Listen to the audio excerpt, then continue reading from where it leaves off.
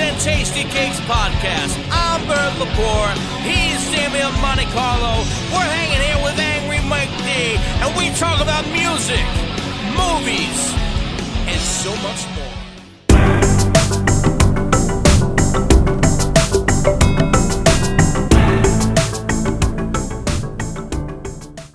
All right, we're back. Another episode of Mixtapes and Tasty Cakes. We're here today with Frank Stevens from Kelvin 27 and Third Eye Nuclear Entertainment, Paul Olley from Empire Diaries, and Angry Mike D, and Bert, and myself. Damiano. We're going to go right to Frank and have him explain what's going on this Sunday at Tom and Jerry's in Delaware County. Yeah, thank you, Damian. Yeah, so Sunday at Tom and Jerry's, we are all hosting the Russ Festival. It's a celebration of the life of DJ Russ Minthorn, a dear friend of all of ours. Russell left us all too soon back in April. A couple weeks before his passing, Russ had called me to let me know that he was being prepped for surgery, and he did not expect to survive that surgery. Jesus. Yeah, it was the most gut-wrenching phone call I have ever had in my entire life. And one thing we talked about was he asked that if he did indeed not make it, he asked that we do a memorial concert in lieu of a funeral to honor his memory. So I ended up getting a call from his sister and letting me know that he had passed, and then we immediately got to work putting together the show. Okay. And I just seen you you got somebody hosting. If you want to go by, throw the lineup and what's going to happen at the show. Yeah. Well, hosting, I just got a phone call yesterday from Psycho Steve. May know him from Howard Stern. He also has a show of his own, the Metal Summit. Oh, I didn't know he was on Howard Stern. Yeah, he worked for Howard Stern. I don't know if he was on air, but I know he worked for Howard Stern. One of his big claim to fame is he got his fucking potato, right? He got his potato. I bake his potato in the microwave. Stuttering shot. Sorry. I'm not familiar with that, but get this. Those Steven Singer billboards you see up and down 95? Yeah. Mm-hmm. Psycho Steve is the one who came up with the phrase "I hate Steven Singer." Really? Yeah, apparently that started as a campaign that Steven Singer did on the Howard Stern show as a sponsor or something, and Psycho Steve's the one that came up with it. Wow. Now we got to find out who came out with that John guy. Who's the John guy? You ever see that billboard? I don't know, but I hate freaking hate that guy. thing. Yeah. Get him out of here. He's not even from here.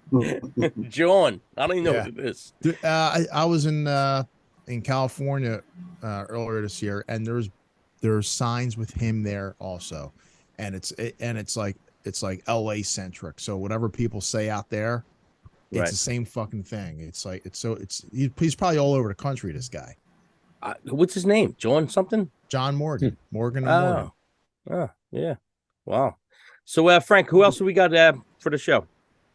Yeah, well, as far as the band lineup, you mean, or yeah, give everybody the lineup. Yeah. Well, we got a great lineup. Empire Diaries, Paul's project, which I can't wait to see, is going to be opening up the night. Next, we have Instinct, Paul Adler's outfit. They're going to be, and also for a short time, Russ was actually the drummer for Instinct, so it's his former band. Okay. Next, Kelvin 27 unfortunately can't play the gig. We do, our lineup for the recordings is an international lineup. The guys just simply aren't available. I tried to get a local lineup to play the show, but scheduling was a nightmare, and there was just no way we'd be able to get enough meaningful practice time to do Russ's memory justice. So I pulled the plug on that. But what we are going to do is have a listening party so everyone can hear what Reggie and Matt Fink and Kenny and all of us have been working on. So between Instinct and Monte Carlo, we're going to do that.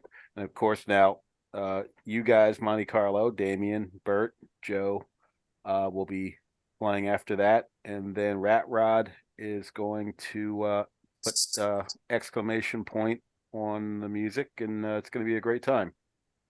Cool. I'm going to just go to Frank and Paul on this. I'll start off with Paul. So, Paul, how did you meet Russ, and what's the first thing that comes to mind when you think of Russ? So I met Russ during the time we were young. We were all teenagers, high school. He was kind of, Butch, who's also playing in the Empire, set up with me. They were in the neighborhood with each other, and I knew him from school. Russ was younger, and we would jam and stuff like that.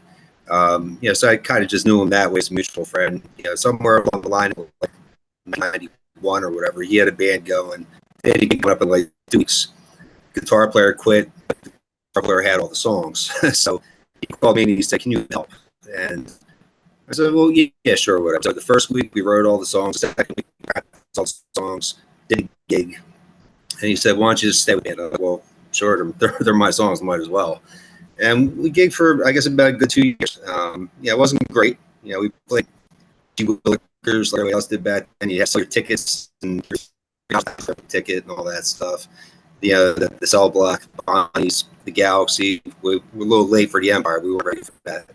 But, it was a learning experience. Fell out of touch with them. Our lives went in different directions.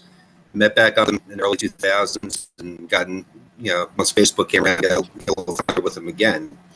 Unfortunately, I was not as involved as like Frank would be, towards the end with them. But, when you think of Russ, you think of excitement. I mean? His personality was always kind of like just positive. So everything, if it made anybody happy, made him happy. And he was always like right there to share the joy. Or if you were mad, he'd share the anger, whatever it was. Right. He was a team player. That's the best way to describe him, I think. Russ and I go back to about like 91, 92. I had answered an ad in the Trading Times. And ironically enough, he was forming a band with the guitar player from Empire Diaries, Butch.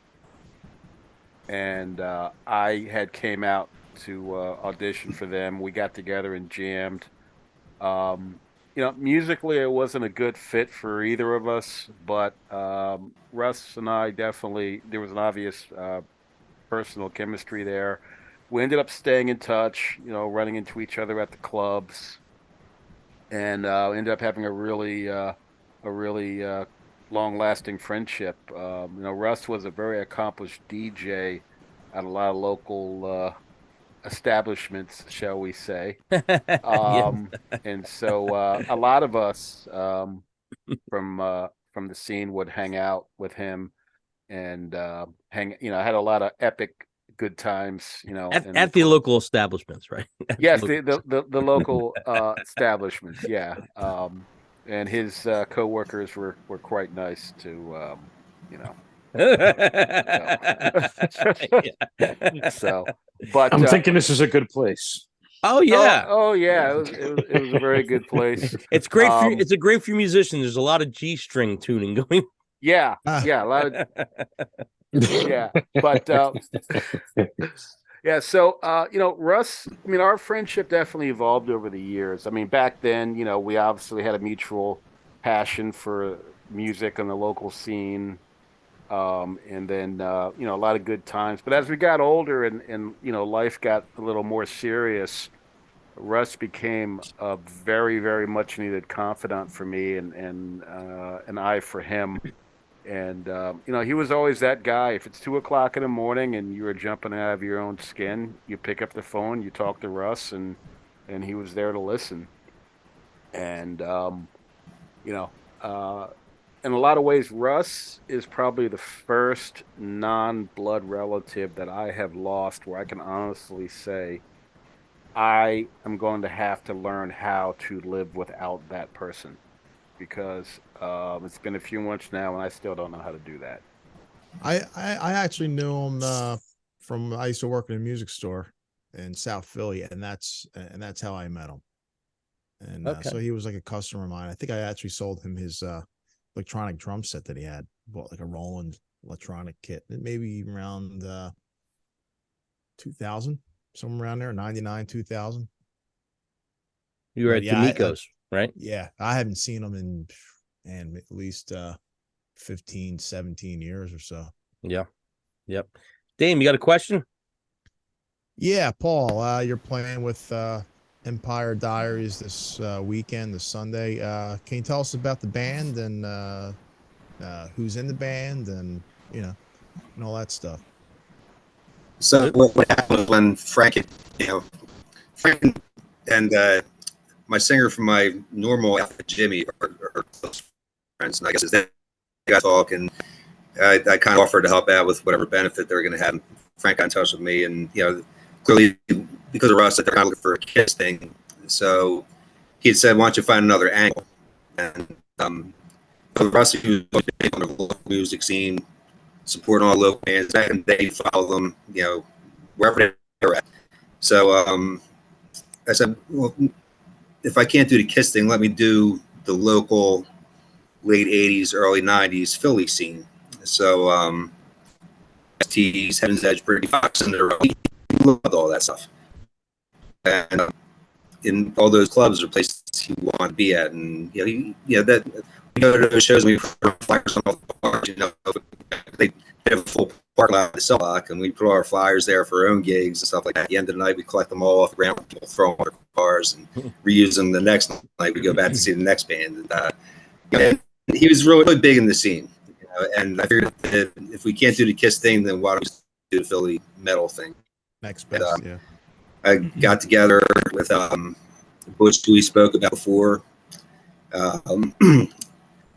mutual friend Bones, who both of them remain attraction now. I got Bob Davis from Tug and Groove, down in Delco, and we got to work at George Allman from Lane over in Jersey, and we have been playing away and getting these songs down and kind of saluting the Philly, South Jersey, kind of like East Coast metal thing. At that time, we would stretch out and do cool. other bands that had played at the Empire, like Kicks, Skid Row, stuff like that. So it's kind of some of the stuff we're gonna play. It's a surprise to people, but it's all stuff that they've heard. Maybe they forgot that they know it, but they're gonna get it. Paul, you guys are called Empire Diaries. What's that reference to? Like, how did you come up with that name? Well, it goes back to the Empire Rock Club, Northeast Philly. That they had always Sunday, and all the high school kids that couldn't get in the bus of the week on Sunday night. They get at 6 o'clock, and you see like a national band. They had bands like White Lion, Sabotage, like all these bands would come through, and all the teenagers would be able to see them. We saw like Cinderella's going away gig and stuff like that right before they went out on tour, and Empire Diaries was kind of like if you went and you looked at they used to have those when you went to the bar back in the day before the internet and all that stuff. You'd walk in the bar and they have all the schedules for everybody to take, and they had the month schedule, and it's kind of like your diary of who you saw and who's going to be there and stuff like that. Okay. And kind of like an Empire Diaries thing. It seemed to work. I don't want to get it's too overly name. creative with it, but I think it serves a purpose. But yeah, it works. It kind of goes with Empire, but Yeah. the Cell Block, the Galaxy, Bonnie, so all those places back in the day, that was the scene. Cool. So was that G Willikers that turned into? Was that completely G different? Willikers? That's where I played many a gig there with Russ. Yeah, over at Pennsauken. I played many gigs with Russ there. Damo, have you ever played G Willikers? Yeah, I think everybody had to get there before you went anywhere else. Yeah, that was my first real gig. It was with Steve from Seems Like Tuesday, but he was in a band called it could have been Lash Action or one of those bands that he was in. What was it called? Lash I think Action? Lash Action. Yeah. Okay. So he might have been in that band, and he got me my first club. So he got me my first gig, and it was at G Willikers. You know, you used to have to sell the tickets, Yeah, and you would everybody show up and hand you had to them. go through there. Yeah, it was a good spot. We used to rent a bus because we Oh, were still in man. high school, so we got a lot of people out. You would rent the bus. You had Yeah. the bus driver. I think Mike D might have been on one of those buses. Oh at yeah. one time. Well, we all chipped in money and we get like cases of beer and we just keep it on the bus. Yeah. So we kept the beer in the back of the bus and like he knew we were underage and like, here, man, here, have a beer, dude. And like he's like, you got another one? You got another one? It's like 2-3 hours. I don't know. This guy must have had a couple 6-packs. And we're going home, and this bus was literally swerving all over the place on the Walt Whitman Bridge. You got one of the guys, I think it was Frankie Bruno's. Who the fuck gave this guy fucking beer? Yeah, I thought crazy. we were gonna go that night. Yeah, lots of fun times at you Willikers, man. Yeah, so okay, so going to that, playing with all those bands and stuff. I'm going to ask actually everybody here. I'm going to start with we'll start with Frank first. Frank, Yeah. best celebrity encounter, worst celebrity encounter, Okay. or not worse meaning mean. It could be worse meaning just like a fucking dud. Okay. Best celebrity encounter would have to be Robert Palmer. Oh wow. Yeah, back in the mid 90s, for a short time, I played bass for local legend Robert Hazard. Wow. Okay. And so I got to play some pretty cool gigs with him, and one of them was at the Electric Factory opening for the power station that had done a reunion tour. And so I got to meet Robert Palmer, got to meet Andy Taylor. FYI, John Taylor from Duran Duran and the Power Station is actually the person that inspired me to become a bass player. So he wasn't on that lineup, unfortunately, but I got to have a nice chat with Andy and tell him how much his music inspired me to become a musician, and I had a really good conversation with Robert Palmer. And I tell you what, Robert Palmer is exactly the whole suave British James Bond persona that you would expect. He was the coolest dude ever. And we got to have a nice chat, and he gave me some really cool advice about musicianship. And like, funny story. So I told him how much he meant to me, and he told me, like, hey, if you're a bass player, make sure you check out our guy, because I can't remember what country he said he was from, but he said he really liked him because he played like he talked.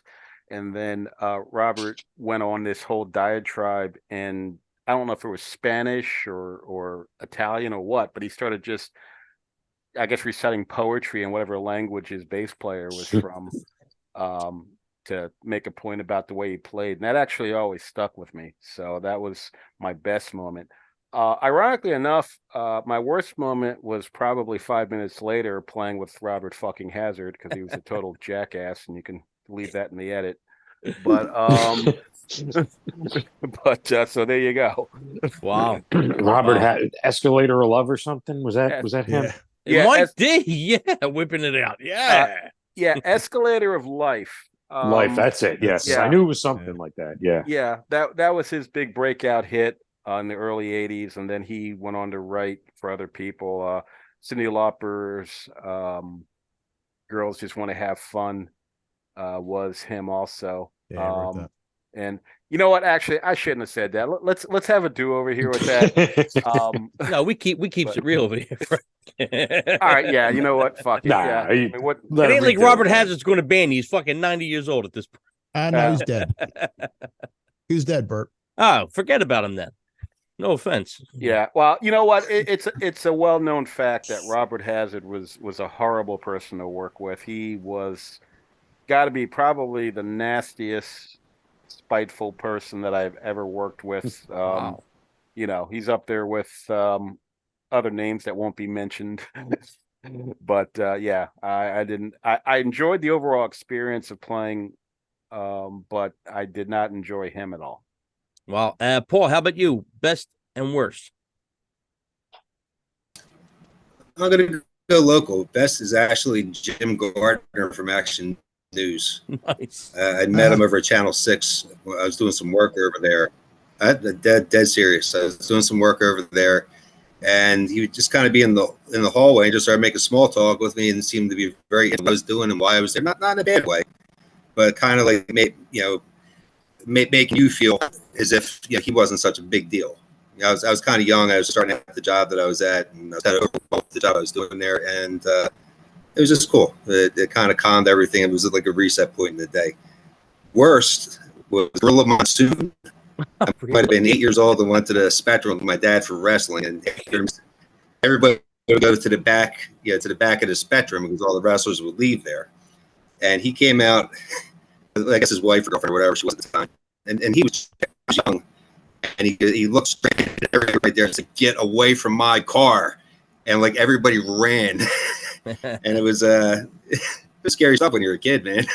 That's great, man. So a lot of those guys beyond that, I wouldn't speak. stay in persona. I wouldn't speak bad. Yeah. Yeah, I heard he's might actually have very intelligent, and yeah, he might have he worked in the did. heel thing. Yeah, that's funny. Damien. Uh, Well, we were too close to his car, no matter what. I met Richie Sambora once in the airport. He was standing right behind me, and I'm always kind of like I try to be aware of my surroundings, especially in an airport. And I had turned around and I saw him, and I'm thinking, fuck, I don't want to be awkward. So I turned around and said, "Hey, what's up, man?" He said, "Hey, how you doing? Where are you going to? Sundance?" I guess Sundance Film Festival. It's like, nah, I'm actually going home from NAM, and just a little exchange, and that was really about it. But the worst was probably David Cassidy. I met him at he was a real prick. he had a meet and greet at Philly Rock on Delaware Avenue when that was open, and I was probably maybe like 14, 13 or something, and they had the Partridge Family bus there, and it was only him, and there's maybe like 50 people out there. It wasn't a lot of people, and he was just a real prick to everybody. I was a little kid. David Cassidy was an asshole. Yeah, real asshole, man. I love it, Tim. I didn't know that story. Mike D, anybody? I mean, I really haven't had too many like celebrity encounters. I mean, probably like one of if there was a worst, I mean, it would definitely be Mark Terrain of the Bullet Boys. And me and my buddy Jack, we just got done going to the Cinderella concert. Bullet Boys and Winger were the opening acts. So we're walking back, and we're walking past the Hilton. And we're like, I don't know, 10, 15 feet away from Mark Terrain's little tour bus. And he's out there, and I guess he's talking with some people. And, we're kids. We're like, "Hey, Mark, good show." And he just kind of like looked over and just like turned back and didn't even pass like any mind. Yeah. Yeah. It wasn't like thanks or whatever. Like, whatever, dude. I'm not even going to talk to you. Yeah. For me, best was Gene Simmons because he was so personable, and it wasn't at a meet and greet thing. I actually met him at an event, and he was super cool, way cooler than I thought it would ever be. And worst encounter, and not that he was nasty or nothing, but the worst encounter was Ian Asbury. We were kids. They were playing with Metallica. And we were kids. We used to wait in the back or whatever. There was only a few of us there. And he totally big leagued me. Like, he just blew me the fuck off. You know what I mean? But we were kids, too. So, he's like, "Yeah, I'll be right back out." He never came back out. Yeah. So, but, we were kids. We were just fans. Okay, Frank. So, Kelvin 27. Can you tell me who's in the band, how many songs you guys recorded, and if you're expected to put it out soon? Okay, yeah. All right, Kelvin 27. Our lineup is on vocals. We have Scott Foster Harris, formerly of LA Guns. We've got on guitar Reggie Wu from Heaven's Edge. We have on keyboards Matt Fink from Prince and the Revolution. And on drums we have the great Kenny Aronoff. Nice. How many songs you record? Well, right now we got 3 songs that are completed as far as final mixes and the whole 9 yards. I mean, we've got a ton of material. I mean, we probably have close to a dozen originals, and then we actually have some cover remix, kind of like how you guys did that Duran Duran song. We got a bunch of those also. As far as releasing anything, I don't have a timeline yet. Reason being, the plan is Reggie is going to share the material with his label, Frontiers, just to see if there's any interest in the project. And so I felt it best to hold off on releasing anything until we get some feedback from them. But also, this band was mainly put together to go after licensing opportunities. That's what Matt has been doing pretty much since he stopped working with Prince. He does a lot of music for video games, movie soundtracks, stuff like that, and he thinks that with the way we do things and the way we write, that it would be a really good fit for video games. Cool. Mike, do you have a question for Frank? Yeah, Frank, how did you guys come up with your name? I came up with the name. Basically, the idea was I was always enamored with the movie Fahrenheit 451, and I thought it would be cool to have a name and a whole, I guess you could say, gimmick about the band where we were creating a world that's the exact polar opposite of Fahrenheit 451. So instead of people burning books, people are preserving them, preserving information. And so instead of being 451 Fahrenheit 451, it's Kelvin 27. So it's preserving things instead of destroying. Gotcha. So, yeah, there's a whole literary side to this project. Scott's lyrics are actually inspired by some short stories that I write, because in addition to a musician, I'm also a writer. And so usually what we do is, Reggie and I and Matt will work on the music. I'll take that, listen to it, and then it inspires me to come up with short story ideas. That's pretty cool. Yeah, it makes it a lot of fun. And then Scott uses those stories to write his lyrics. So it's just like this big circle of life. Exactly. And when we do release the stuff, I plan to also have like some really cool artwork, like kind of like the whole Iron Maiden kind of vibe, where the T-shirts tell a story, the album covers tell a story, and then the stories hopefully will be released also. So, I think that's what like a lot of album covers today are missing. Like all that, they're just like, I don't know, kind of on the blah side anymore. Yeah, that's one thing I definitely miss about like the 70s and early 80s, where you had bands that really had a vision, would create their own little universe and also leave room for the fans themselves to be creative. So, so yeah, I definitely feel you. I think music can be best when it's just part of the overall vision and not just the means to an end. Cool. Yeah. So this Sunday, Russ Fest, September 24th, in Delco, in honor of Russ Minthorn. It will be Steve Prestop, Psycho Steve will be hosting. You will see Empire Diaries. You will see Instinct, Kelvin 27 listening party with Frank Stevens, who put together the show, Monte Carlo, and Rat Rock. And doors open at 3. Show should be over, I would say. Show, you might be home by 9 o'clock. Show might be over 8:30ish.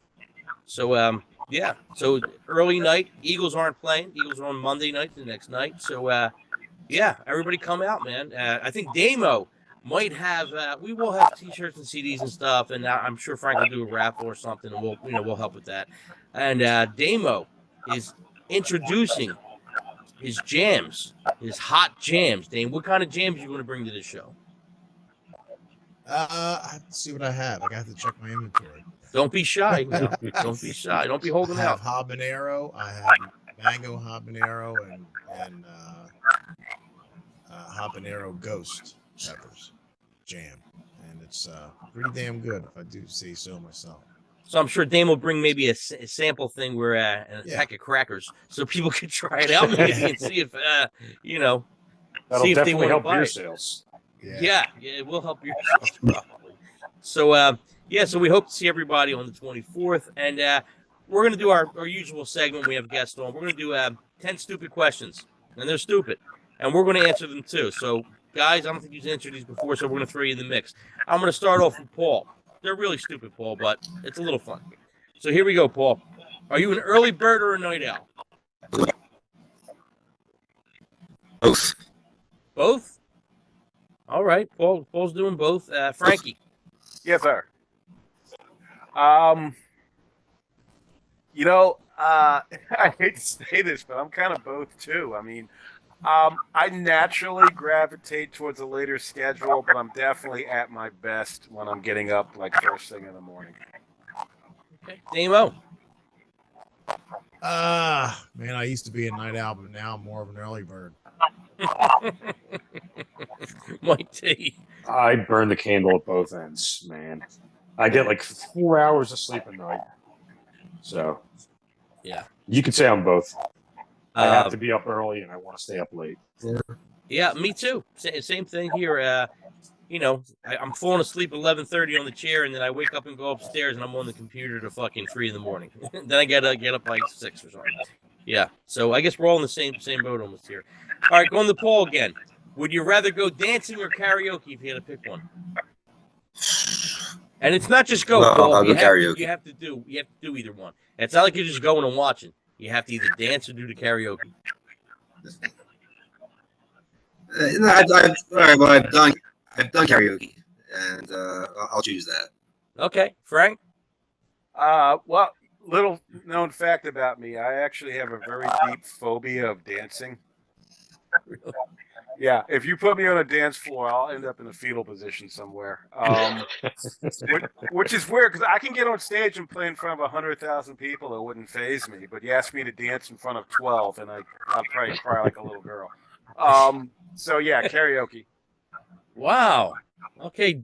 I don't know. This might be a tough one for Damien. I think Damien likes to cut himself a slice of rug every once in a while. Damo. Depends how much I'm drinking. I could go either way, but I like the competitive aspect of karaoke. It's competitive, very competitive. Like American Idol. Mike D. Oh, I'm probably going to have to be drunk to do both of them or either of them. I'd probably start off with the karaoke. Who knows? I might end up dancing. I don't know. Yeah. I probably wouldn't remember at that point. I mean, I do the karaoke, but I'm sure there'll be some bad dancing mixed in with me doing the karaoke. So I'm sure you'll get a mixture You're a of both. dancer. Yeah, Twinkle toes. Twinkle toes, yeah. Not by choice either, just happens. All right, Paul. Are you a heartbreaker or a broken heart? It depends on who's answering that question. I'll say heart. Frank. I would say I'm a broken heart.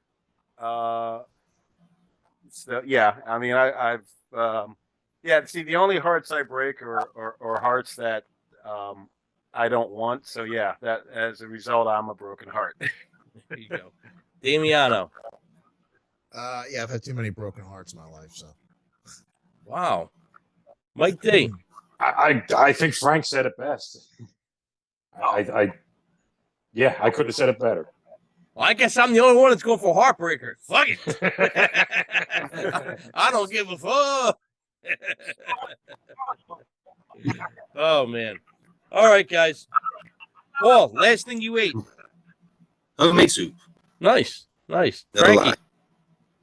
Yeah, well, in keeping with my diet, I had a banana. Wow. Yeah. Pretty lackluster, Frank. Pretty lackluster. Well, But good for you. but you know what though? Tell you what, this whole thing I'm doing, I'm down 70 pounds. Wow. So it's working. Wow. I know this guy's on a crazy diet right now that he don't need to be. Damiano. I had a salad. Wow. Last thing I ate. A couple Mike hours ago. D. Oh man, I had 2 stale taquitos from 7-Eleven. You had the gourmet shit. Yes. The stale taquitos. Oh, listen, I'm on the diet thing too, but I had a piece of pizza today. I lied. I had 2 pieces of pizza today. So there you go. Damien's going to be very disappointed, but hey, it is what it is, Damien. I don't Do what you got to do. know. All right. So going to Paul. Ribs on the bone or boneless? Bones. Bones. Bones. Going with the bones. Frankie. Definitely on the bone. On the bone. Damiano. Yeah, gotta have the meat on the bone. That's the whole fun of it, man. On the bone. Get Mike that D. fat. Yeah, if I'm out, man, and I'm somewhere like at a restaurant, I'll go with the boneless. But if I'm home, I'm just going all out on the bone. I don't care what kind of mess I make. I could just hop in the shower afterwards. So I'm out here again. I don't have time to be playing around with the bone, so I'm going with the boneless. I don't have time for all that crazy shit. Like a fucking carnivore, caveman. I'll take the straight ahead. Less work, better for me. no forks, no knives, just face right in the plate. Yeah. Okay. We're gonna start off with Paul. If you're going for a tasty cake or a tasty pie, what do you usually get? Tasty cake, crimpet. The crimpet, the good old classic crimpet. Frank. Oh, jeez. Neither. Now, this is not. We'll say not now. Before the diet. Okay, before the diet. Yeah, you partaked in it. Yeah, tasty cake. Yeah, but what kind of tasty cake? Oh, I tell you what, those peanut butter candy cakes, man. they're Oh my dangerous. god. Yeah, They're that's like dangerous. crack. That's crack. They're Yeah, dangerous. I tell you what, that used to be my thing, man. I'd stop at Wawa, and definitely Wawa coffee and the peanut butter candy cakes was a match made in heaven. Oh, man. There you go. It's if you buy the pack that you get at the supermarket, they put 2 in a pack, and the 3-packs really works. The 2 in a pack, you need 1 more. The 3's good, no more than 3, but you need 1 more. I think that's why they do that, because they know that 2 ain't enough, and you're going to buy another one. You don't want to make a pig and eat 4 of them. It's like 4's too much, but 3's the perfect number.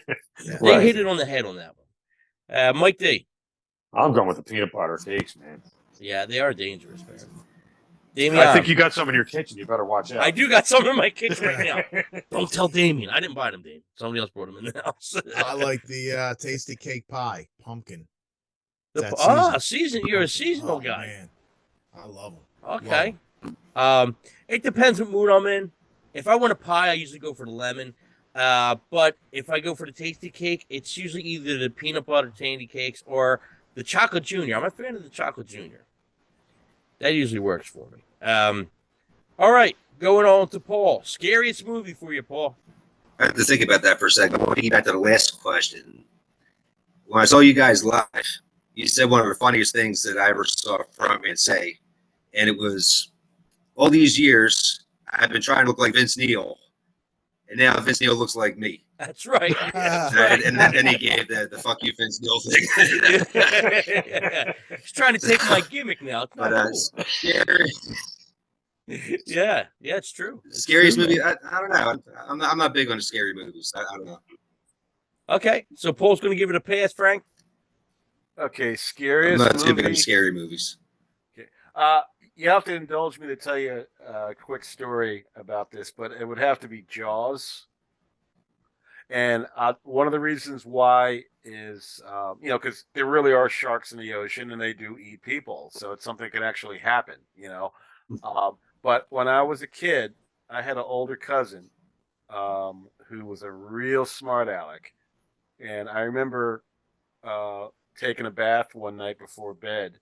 And this freaking guy, he gets up right by the door, cracks it open, and starts humming the Jaws theme. And it scared me so bad, I jumped out of the tub. And I'm, my like 7-year-old brain thinks that 6, 7 years old, I'm thinking that the shark's gonna come up through the pipes and eat me. Right. So I go running out into the hallway, butt ass naked, all soaped up, screaming my head off like a little crazy person. So yeah, definitely a lot of unresolved trauma from Jaws. That's a good one. Mike D. Gotta be John Carpenter's The Thing. Okay, yeah. I was probably like maybe 8 or 9 when I first saw that. That scared the hell out of me. It still freaks me out till this day. Dane. Definitely The Exorcist. Still creeps me out. Yeah, I'm going with The Exorcist also. It's my favorite movie. And it fucking freaked me out when I first watched it. I was like the same age as she was, I guess, in the movie when I first seen it. So it was really weird. I thought yours might have been The Omen because it had your name in it. That would fuck me up too. Yeah, it didn't scare me too much though. Yeah. I did really like it, but Yeah, another great movie. All right, moving back to Paul. Are you more shy or over the top?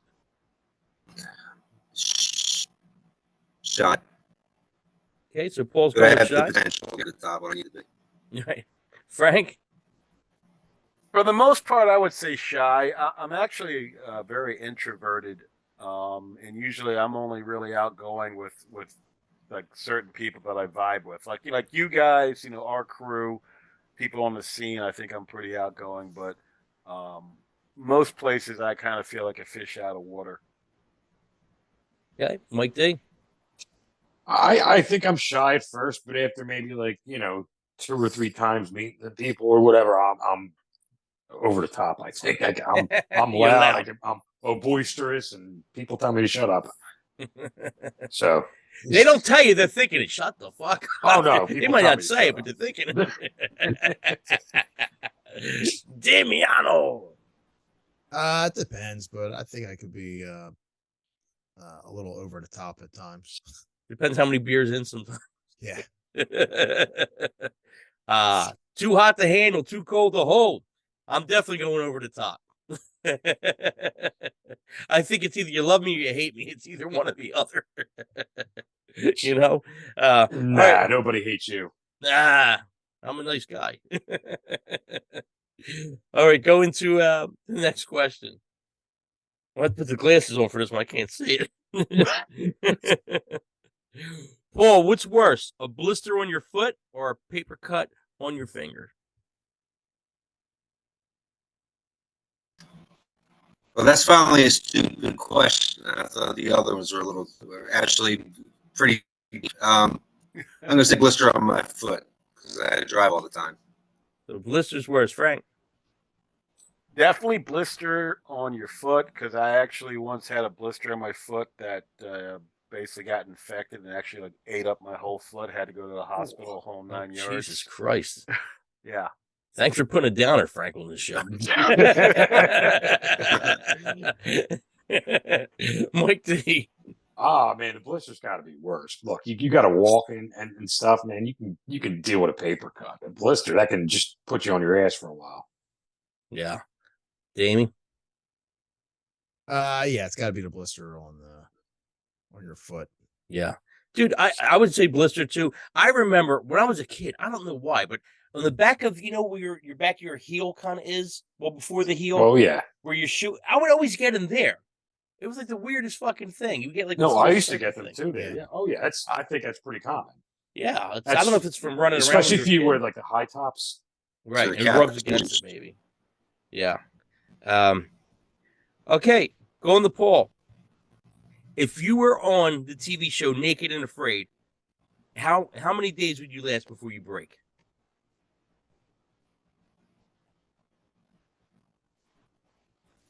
Like 5 minutes. I love that answer. You wouldn't be the hell with the survival stuff, right? As soon as they tell me to get naked, I'm in it. Frank. You know what? I think I would just kick over a Cameron jet the first day. You know what? I really have a pet peeve about that show. Yeah, I'm not a fan, to be honest with you. Okay. Mike D. Like probably 2 seconds. As soon as some kind of like insect or something lands on my junk, I'm done. I'm out. Damiano, you a survivalist. I do love that stuff, the outdoors, and I love those survival type shows. But I've never seen Naked and Afraid. But I would improvise It's with bad. I would find some stuff around to clothe myself with. Probably I give myself 4 or 5 days, probably. Well, so That's pretty good. Yeah, Damien's the only one that's going to go with it. Listen, no way. I would last, like Paul said, maybe 5 minutes. The first time I got a shit, and the time I got a shit in the jungle, I'm going to fuck home. I need some privacy, some privacy over there. You know what I mean? There's no way I'm lasting. No way. There's no fucking way. I can't go without a shower. There's no way. No way. Can't do it. Can't do it. All right, guys. So I'd like to thank everybody who came on. Paul Olley from Empire Diaries, Frank Stevens, Third Eye Nuclear, also Kelvin 27, Mike D, one of our co-hosts as usual, Mr. Damien Montecarlo, which we'll see you Sunday. So Sunday, September 24th, Delco, Tom and Jerry's, doors open at 3. Frank, is there a cover, and what's the cover?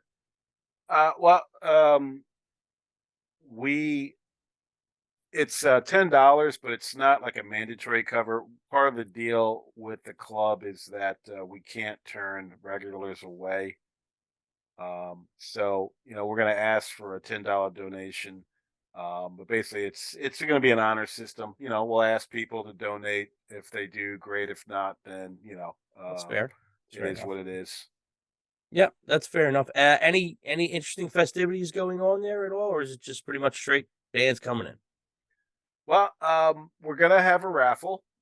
We have some items to raffle off, and Jackie Bam Bam from MMR. He did say that he planned on stopping by. Him and Russ were very close. They used to work together. Of course, Psycho Steve we talked about. And then beyond that, it's just going to be good music, good friends. Have a few beers.